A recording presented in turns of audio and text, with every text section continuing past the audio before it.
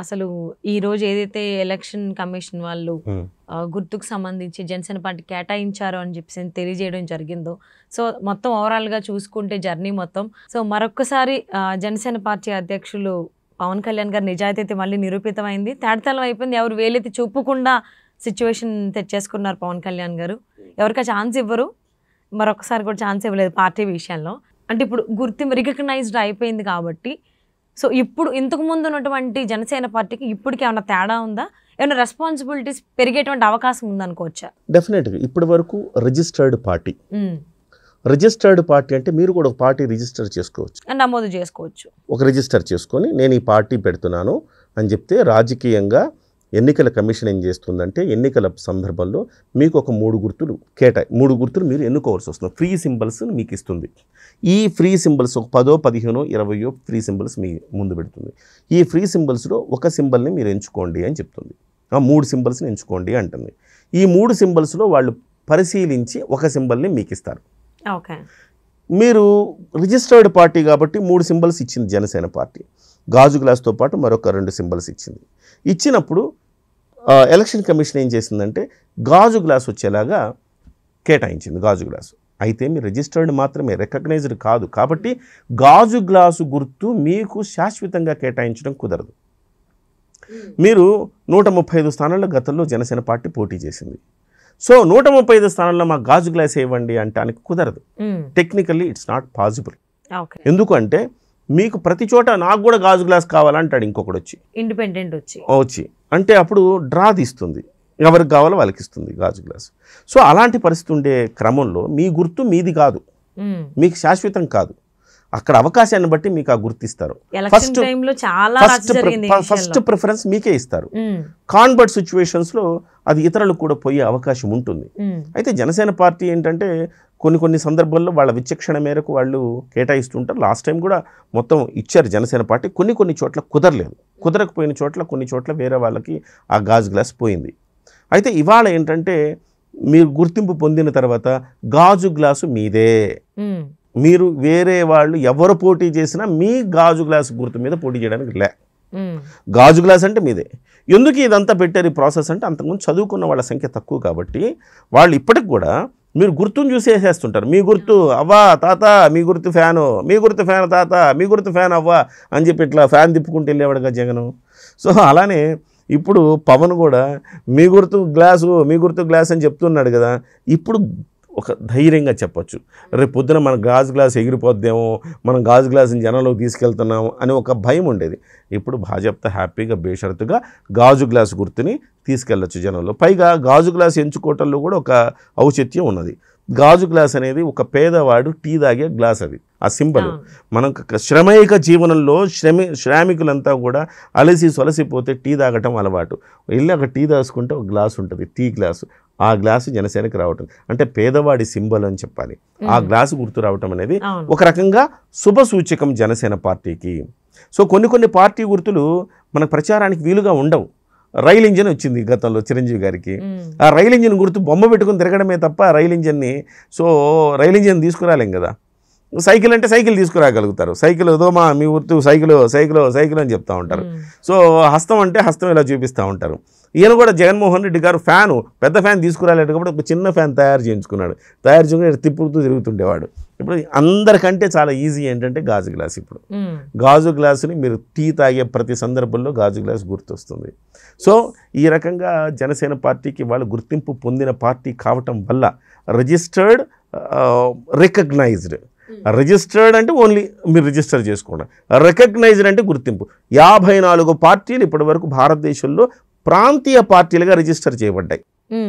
So ఇప్పుడు కూడా ఈ రాష్ట్రాల్లో ప్రాంతీయ పార్టీగా రికగ్నైజ్ చేయబడింది. మళ్ళీ మీరు జాతీయ స్థాయిలో రికగ్నైజ్ చేయాలనుకోండి, అది వేరే కథ. సో ఇవాళ మీరు ఉత్తరప్రదేశ్కి వెళ్ళిపోయి గాజు గ్లాస్ నాదే, నేను పోటీ చేస్తా అంటే కుదరదు. మళ్ళీ అక్కడ ఇంకెవరికో గాజు గ్లాస్ ఉండొచ్చు. సో మీరు జాతీయ స్థాయిలో ఇప్పుడు బీజేపీ కమలం అనుకోండి, ఏ రాష్ట్రానికి వెళ్ళినా కమలం గుర్తు వేరే వాళ్ళకి కేటాయించకూడదు. ఇవాళ ఈ గాజు గ్లాసు ఆంధ్రప్రదేశ్లో మాత్రమే. మళ్ళీ తెలంగాణకు వచ్చినా ఇంకో రాష్ట్రంకి వచ్చినా మళ్ళీ గాజు గ్లాసు మందని చెప్పుకోవడానికి లే. సో ఈ జాతీయ స్థాయిలో రికగ్నైజ్ అయితే తప్ప ఈ యొక్క ఆప్షన్ ఉండదు.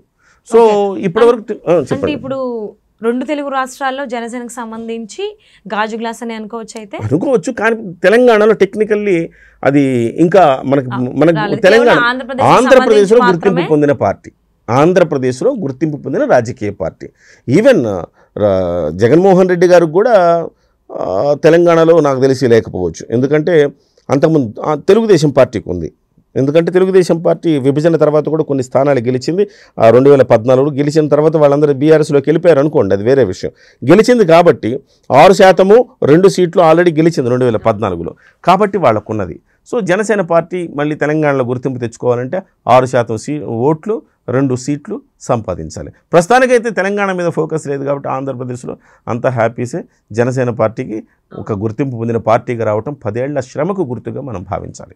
అంటే అట్ ద సేమ్ టైం ఇప్పుడు ఇన్ని రోజుల తర్వాత, అంటే ఇన్ని నెలల తర్వాత ఎలక్షన్ కమిషన్ జనసేన పార్టీకి సంబంధించి సింబల్ని డిక్లేర్ చేయడం, అది కేవలం అంటే ఫ్రీ సింబల్స్లో నుంచి తీసేసి జనసేన పార్టీకి కేటాయించడం అనేది ఎలక్షన్స్ ముందెందుకు జరగలేదు? ఎలక్షన్ అయినాయి అండ్ ఏపీ గవర్నమెంట్ ఫామ్ అయిపోయిన తర్వాత 6 నెలల తర్వాత ఎందుకు ఇచ్చారు? దీన్ని ఏ విధంగా అర్థం చేసుకోవాలి? అది రాజకీయ పార్టీలకు సంబంధం లేని విషయం సౌజన్య గారు.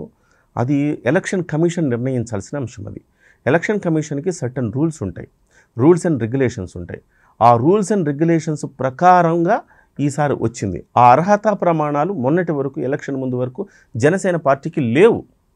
అర్హతా ప్రమాణాలు సాధించింది కాబట్టి వాళ్ళు ఇచ్చారు. అది దాంట్లో రాజకీయ ప్రమేయాలకు చోటు లేదు. అది ఎవరికైనా ఒకటే.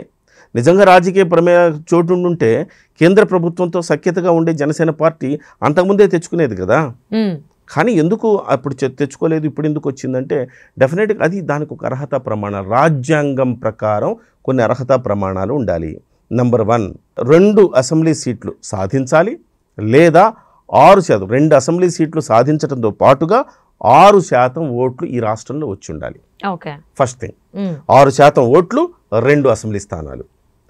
లేదు, రెండవది 6% ఓట్లు 1 లోక్సభ స్థానం, 1 లోక్సభ స్థానం అన్నా గెలిచి ఉండాలి.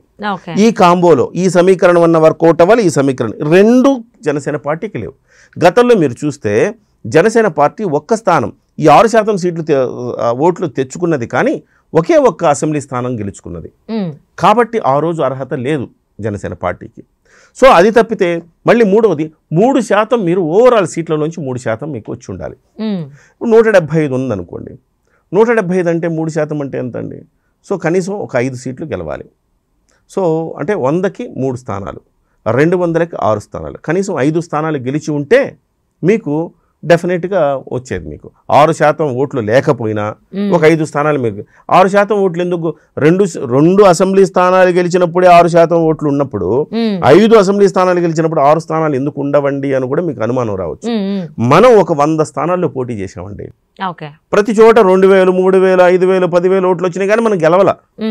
కానీ 2 అసెంబ్లీ స్థానాలు మాత్రం గెలిచాం.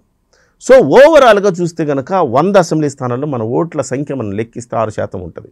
సో అలా కాకుండా 5 అసెంబ్లీ స్థానాల్లో మనం గెలిచాము, కానీ మనకు 6% ఓట్లు ఉండకపోవచ్చు.